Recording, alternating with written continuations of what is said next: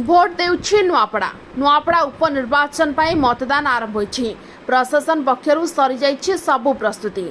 कड़ा सुरक्षा भितर बूथ को जाइछि ईवीएम।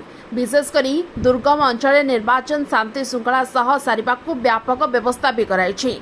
वायुसेनार स्वतंत्र हेलिकॉप्टर जरिया पोलिंग अधिकारी सुनापड़ा अभयारण्य भितर थिबा बूथ को जाइछन्ति। सुनापड़ा माओ प्रवण 8टी बूथ रही। ए सबु बूथ को पोलिंग पार्टी को नेबाकु वायुसेनार स्वतंत्र हेलिकॉप्टर व्यवस्था कराइछि। जिलापाल तथा मुख्य निर्वाचन अधिकारी नेतृत्व में प्रशासनिक अधिकारी द्वारा ईवीएम मेसीन को जांच भी कराइछि। नुआपड़ा निर्वाचन मंडली में मोट 358 बूथ प्रस्तुत होइछि। 47टी संवेदनशील बूथ और 8टी अति संवेदनशील बूथ माओ अंचल रही।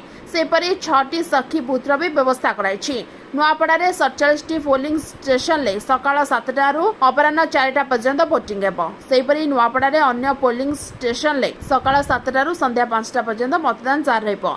सेबडे भोट देबाकू सकाळू भोट केन्द्र रे पहुंची समस्त भोटर धाड़ी रे ठिया होई शांति श्रृंखला सहित भोट भी देउछन्ति। नुआपड़ा युव भोटर उपरे नजर रही। सबु दल नुआपड़ा युव भोटर को हाथ देबाकू चेष्टा करिसेंति, किंतु युव भोटर काहाकू तांको नेता बाछिबे ताहा फलाफल आसीबा दिन ही जणा पड़िबो। Bureau report OTV live. अधिक खबर देखिया पे ओटी लाइव को सब्सक्राइब करंतु एवं ए खबर को अधिक शेयर करंतु।